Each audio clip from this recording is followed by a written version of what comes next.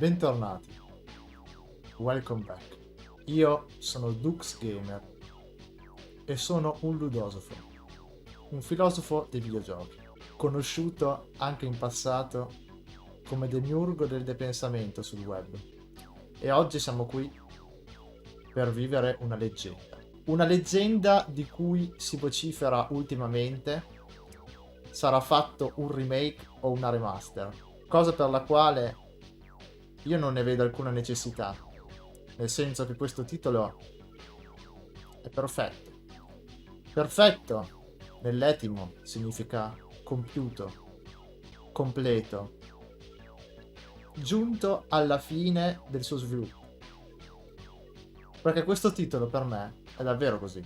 Qualsiasi operazione ulteriore di modifica semplicemente non potrebbe migliorare di più l'opera.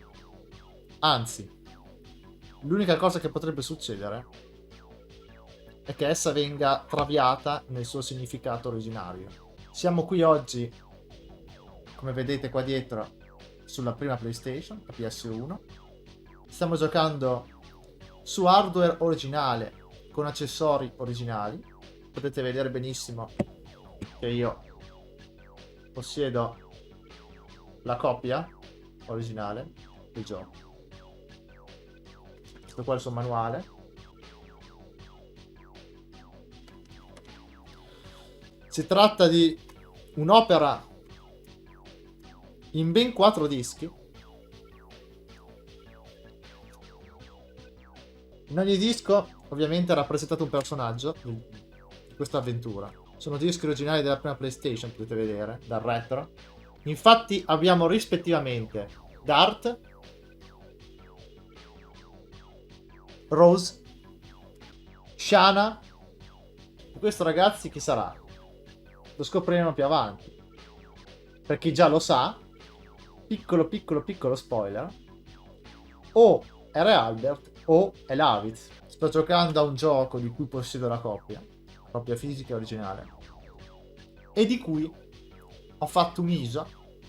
Infatti stiamo giocando su un SD tramite un ODE, ovvero un Optical Drive Emulator, che in sostanza non è altro che un lettore di micro SD che va a sostituire, va ad emulare la meccanica del lettore ottico della PlayStation 1. È possibile fare soltanto sulle PlayStation 1 del primo modello, quindi quello fatte, dotate di porta seriale. In questa maniera i nostri dischi rimangono autentici, rimangono integri, senza difetti, non si usurano col tempo, e anche la nostra PlayStation 1 si scalda molto di meno. La ottica stessa non viene compromessa perché viene mantenuta alla perfetta funzionalità. Detto questo, è un gioco che bisognerebbe farci delle presentazioni lunghissime, ma io voglio subito giocare. Quella che vedrete qua in questa serie sarà praticamente una blind run da parte di un giocatore che vuole analizzare con ottica filosofica a 360 gradi questa opera, perché il videogioco è un'arte sopraffina che merita la sua dignità a fianco di tutte le altre arti: pittura, scultura, architettura, musica, cinema, letteratura. È un'avventura che voglio fare in blind run apposta, in maniera completa in blind run, perché voglio emozionarmi. Io so che è un titolo che ci farà emozionare tantissimo, per la sua storia, per le sue musiche, per le sue soundtrack, per i suoi team, per il suo level design, per il suo character design, per la profondità psicologica dei personaggi. Ci sono degli oggetti segreti che possono essere soltanto trovati o sapendolo già, o andando a cercare a tentoni all'infinito, oppure usando una guida. E giocheremo alla versione americana, statunitense, USA, NTSC a 60 Hz, ovvero a 60 fps, in quanto è la versione internazionale, globalmente e universalmente valida in tutto il mondo, ed è sicuramente la versione più comprensibile per noi occidentali, più degna, nel senso che a livello di traduzione, di scripting, di testi, di lessico, di rappresentazione, di doppiaggio e di interpretazione, è sicuramente quella che rende più onore alla serietà e alla profondità di questo titolo.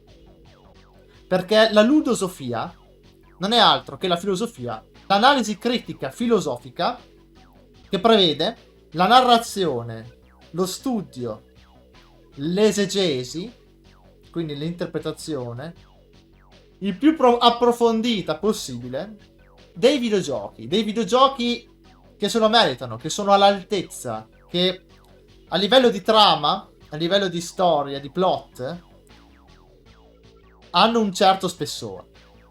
E anche dal punto di vista morale, dal punto di vista etico, portano a riflessioni molto adulte. E quindi le tematiche affrontate, sebbene inizialmente il titolo potrebbe sembrare molto infantile, adolescenziale, ci saranno dei risvolti di trama veramente seri e profondi, dove sentiremo veramente il peso della narrazione, degli eventi. Aggiungo un'ultima cosa e poi inizieremo. Il problema della versione italiana è che il doppiaggio non rende onore al titolo. Il doppiaggio è ridicolo. All'epoca, parliamo nel 1999, 2000, 2001, in base al paese in base che siamo in Giappone o in America o in Europa. All'epoca, su questo titolo non si è investito così tanto rispetto per esempio a un Final Fantasy VII o un Final Fantasy IX. Diciamo che il confronto più accettabile fra quest'opera che stiamo vedendo oggi e un'opera analoga potrebbe essere Final Fantasy IX. Ma Final Fantasy IX aveva un budget molto più elevato ed è per questo motivo che l'opera nel complesso, anche nella versione italiana, è riuscita migliore. Purtroppo questo titolo non ha avuto un budget incredibile per quello che è, ha avuto un bel budget ma non abbastanza per poterci fornire un doppiaggio e una traduzione italiana all'altezza. La traduzione è ancora accettabile, ci sono degli errori comunque, dei traviamenti di senso, certi significati vengono travisati completamente, però è accettabile. Il problema è il doppiaggio. Sentire espressioni come la dotazione evocata con un'imprecazione danza di fiori, oppure sentire doppio colpo, voi capite bene, banalizza tutto la profondità dell'opera. L'opera viene banalizzata, viene derisa e non mi piace, non riesco ad accettare che sul web le persone che ne parlano in Italia di quest'opera non fanno altro che concentrarsi quasi sempre soltanto su questo aspetto, e quindi il titolo perde di profondità, perde di fierezza, di dignità, soltanto perché non abbiamo ricevuto all'epoca un doppiaggio italiano all'altezza dei temi trattati dall'opera. Quindi è per questo motivo che lo giocherò in inglese. E lo giocherò in inglese, uno perché l'inglese lo so abbastanza bene, due perché confido che anche voi lo sappiate, ma non è un problema perché io lo tradurrò al momento per voi, i testi scritti. Se qualche parola dovesse risultare ostica, perché a volte è un inglese un po' antico, arcaico, un po' ostico, c'ha delle espressioni un po' complesse, mi avvalerò dell'ausilio di un traduttore in contemporanea per rendere l'opera al meglio. Il problema saranno i filmati, le cutscene sarà il problema, perché lì parleranno in inglese ma non ci saranno i sottotitoli, quindi a tradurlo dovrò stare molto attento, non conoscendo affatto l'opera nella sua interezza, ascoltare, fare una listening delle parole, del discorso, dei dialoghi, per poterli poi tradurre a voi alla fine della cutscene in riassunto, perché non voglio interromperlo durante la cutscene, lo farò il meno possibile. In più abbiamo i 60 Hz, ovvero i 60 fps, perché un altro problema delle versioni europee è che girano più lenti di 10 fps. Cosa che rende il titolo più fattibile, perché ci sono delle meccaniche in questo titolo che se il gioco gira più lento sono più facili da fare. Ma il problema è che anche le musiche, le azioni dei personaggi, tutto risulta più lento, come se fosse castrato, come se fosse downclockato. E questa cosa per me è inaccettabile. In più, nelle versioni europee, quindi nelle versioni non NTSC, quindi nelle versioni diverse da quella americana e da quella giapponese, ovvero quella PAL europea, ma tutte quelle europee, francesi, italiana, perché sono tutte uscite separatamente. Ed è già una grazia di Dio che qualcuno all'epoca abbia pensato di rendercela disponibile nella nostra lingua, perché di solito questa cosa non succede. Vedisi Final Fantasy VII, che non è uscito in italiano. Hanno fatto delle patch amatoriali, ma non è uscito ufficialmente in italiano. Quindi, per il budget che aveva questo titolo disponibile, è un miracolo che sia arrivato in Italia. Quindi, è già gran cosa. Però, va giocato, secondo me, nella versione inglese, che comunque non è a livello del doppiaggio originale giapponese, perché se voi giocate il titolo e andate a sentirlo nel doppiaggio originale giapponese, rimanete con la pelle d'oca. Quello inglese non è agli stessi livelli, ma almeno è decente. Il problema è che io non conosco il giapponese, quindi non posso essere così purista. Cerco di esserlo il più possibile, perché oltre ad avere l'hardware originale, tutto originale, il doppiaggio migliore, accettabile per noi occidentali, più di così ragazzi non riesco a fare. Quindi spero che voi possiate apprezzarlo. Voglio dirvi che se la serie vi piace, se apprezzate questo tipo di contenuti, di mettere mi piace, di seguirmi sul mio canale, quindi di iscrivervi. Se poi volete sostenere il canale, potete fare una donazione. Oppure, cosa migliore, se volete dare un sostegno continuativo e costante, che valido affinché io possa portarvi questi contenuti, che come vedete saranno molto impegnati e approfonditi, potete considerare l'opzione di abbonarvi.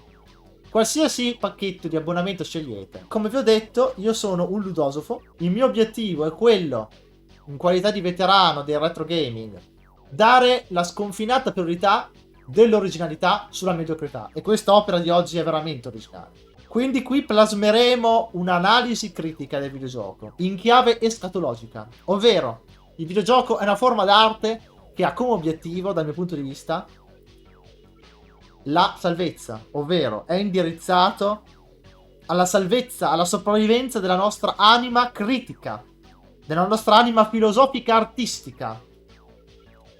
Perché questa realtà consumistica, la nostra anima artistica rischia di venire compromessa per sempre. E questa analisi la faremo nei confronti dei titoli più pneumaticamente invettivi, cioè potenti, fieri, come uno pneumatico, che spaccano la mediocrità del sistema videoludico globale. E molto spesso questi titoli vanno a scavare nell'inconscio, tirando fuori tematiche politicamente scorrette. Sono opere, quelle che analizzerò insieme a voi qui, in questa rubrica di ludosofia, opere che nelle tenebre covano l'originaria verità della sovversione, quindi ribelli, e non offrono la spalla a blandi e facili moralismi. Bensì molto spesso in queste opere vediamo rappresentate deliranti progetti partoriti dalla mente di personaggi spesso decisamente antieroici, anche se noi come protagonista, ragazzi, qui saremo veramente degli eroi. Veramente degli eroi, con tutti i nostri problemi per l'età che abbiamo, perché siamo adolescenti, ma saremo degli eroi. Quella che vedremo oggi, per me, può essere paragonato come complessità a romanzi come Cime tempestose, a grandi opere della letteratura.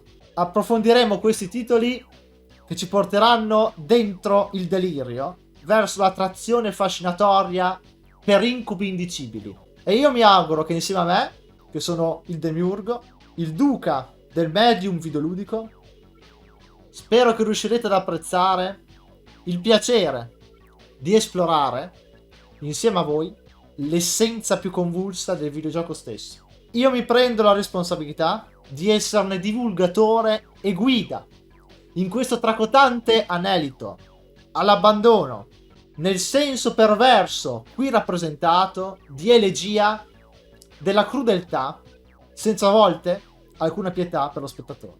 Io vi ho avvisato, siete benvenuti, possiamo iniziare.